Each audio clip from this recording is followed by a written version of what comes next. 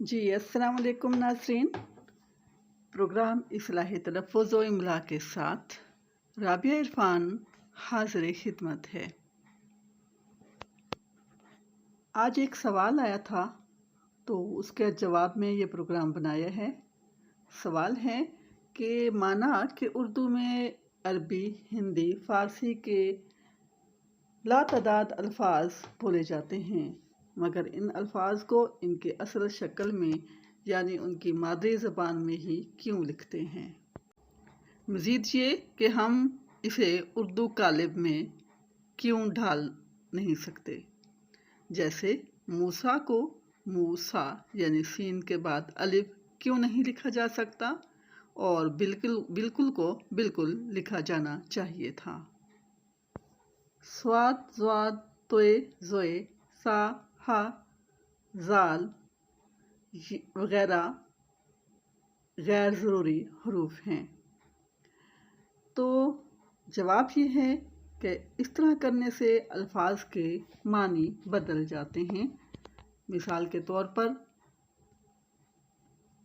आप ही का पेश करदा लफ्ज़ मूसा है, जो सीन छोटी ये के बाद खड़ी ज़बर है, इस तरह से लिखा जा रहा है जैसा आपको स्क्रीन पर नज़र आ रहा है। ये अरबी ज़बान का लफ्ज़ है और एक जलील क़द्र पैगम्बर का नाम है। अगर हम इसे मूसा लिखेंगे अलिफ के साथ तो ये फ़ारसी का लफ्ज़ बन जाएगा जिसका मतलब है बाल जैसा।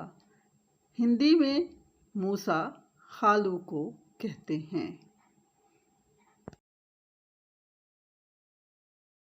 अब चंद अल्फाज मिसाल के तौर पर बयान कर रही हूँ। मसलन बरस को सीन से साल के साथ लिखेंगे तो साल बनता है, और बरस में स्वाद अगर हम आखिर में लिखते हैं तो इसका मतलब कोढ़ है, जो एक बीमारी का नाम है।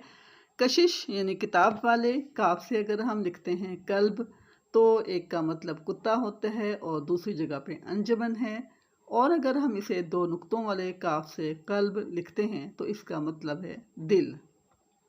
इस तरह से हिजर का मतलब पत्थर है, और हम इमला के तब्दीली के साथ अगर लिखेंगे दूसरी तरह तो उसका मतलब जुदाई है। हरकत चलना, और दूसरा मतलब है दूसरे काफ से तो उसका मतलब है गर्मी। नाजरीन, सौतियात की हद तक तो एतराज़ बनता है, मगर किताबत में आप खुद अंदाज़ा लगा सकते हैं कि कितना नुकसान होगा। मसलन सदा अगर सीन से लिखते हैं तो इसका मतलब हमेशा है, अगर स्वाद के साथ लिखते हैं तो इसका मतलब है आवाज़। लिहाजा सीन और स्वाद को एक जैसा लिखेंगे तो सूर और सूर में फ़र्क कैसे करेंगे। जी तो नाजरीन, ये था आज का हमारा प्रोग्राम उर्दू इस्लाह तलफ़्फ़ुज़ व इमला। उम्मीद है आपको पसंद आया होगा। पसंदीदगी की सूरत में कमेंट बॉक्स में कमेंट कीजिए। अगर